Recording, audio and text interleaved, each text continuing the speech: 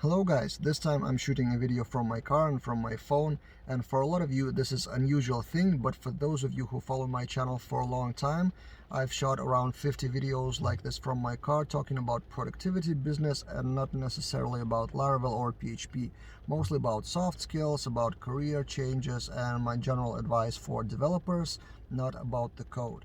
So the topic of today is, in this short video, I want to talk about getting the job, or more about rejection when you try to get a job.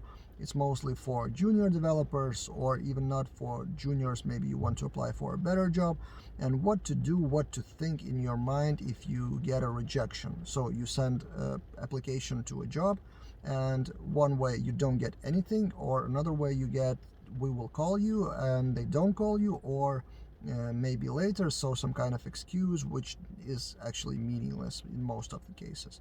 So what to do, what to think, how to deal with that mentally.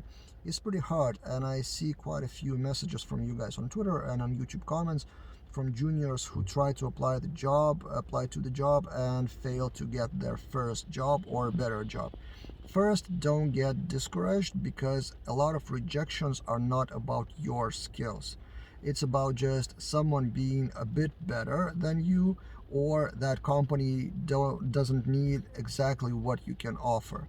So you may be like a specialist in one area, for example SAS or Stripe or something, but that company needs more with API and Elasticsearch or whatever, so it's not a good fit technically. That may be the case. Another case is just someone didn't like the way you approach the job offer. So it may be your CV is not professional enough, or not in the style that they want, or maybe the way you talked during your interview, something around communication. So some companies don't really look for developer only, but they look for colleague to mentor, to raise, to be part of their team. So soft skills and communication skills are also really important.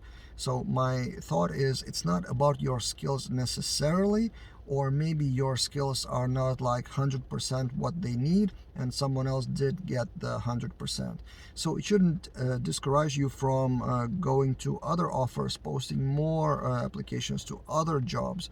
So you can think about that like throwing darts in a target. So what happens if you miss the target, miss the dart, like don't hit 20 points but hit 2 points? You have a choice. You can cry over it, so analyze, why did something wrong, what was missing, or you can just throw another dart and hope for the best. So something similar happens with job offers and job applications. You just need to throw more darts. And whenever someone tells me like I cannot get a first job, I always ask, how many applications did you send? And if it's less than 20, then it doesn't count. I mean, it's a harsh reality in job market for juniors. There are many more juniors than there's a need on the market. So everyone is talking that everyone needs developers, and developers are in scarcity, but they are talking about senior developers mostly. For juniors, it's the other way around. There are many more juniors than positions for them, because for juniors, for first timers, usually companies need to invest in them, invest time and money, time of their senior developers or mentorship and stuff like that. And juniors start to actually pay off only after a while, like half a year maybe, and then they may leave. So a lot of companies don't even want to start with juniors, and if they do, they are really picky with choosing the candidate. So it's not about you as a skillful or skillless or somewhat skillful junior.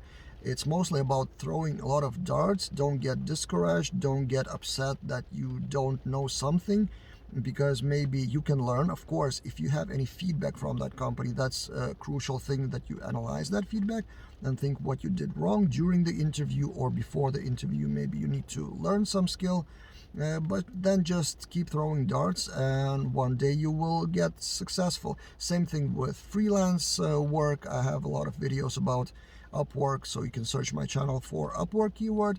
I've talked about my own stories, how I got first clients like 15 years ago or so. Freelance is just like posting a lot of job offers, job descriptions, applying to everything, And on Upwork, from what I remember, it's typical to have like 10% of replies. So 1 out of 10 even reply to your offer, and even less percent of actually taking the job and taking you as a developer. So it's totally normal if you don't have a job after 10 CVs being sent. It's okay. Throw the 11th, throw the 12th, and hope for the best. And analyze the feedback if you have any. And if you have any questions about like how to improve your CVs or improve the interview process, you can shoot in the comments below. I will try to give any tips. Or if you have any like real stories, also let's discuss in the comments. What is your experience about getting your first job, about getting a lot of rejections? How did you feel? Was it really hard? And how did you get up? And if you got that first job, please share your experience for others, other juniors, other starters. They will totally appreciate that.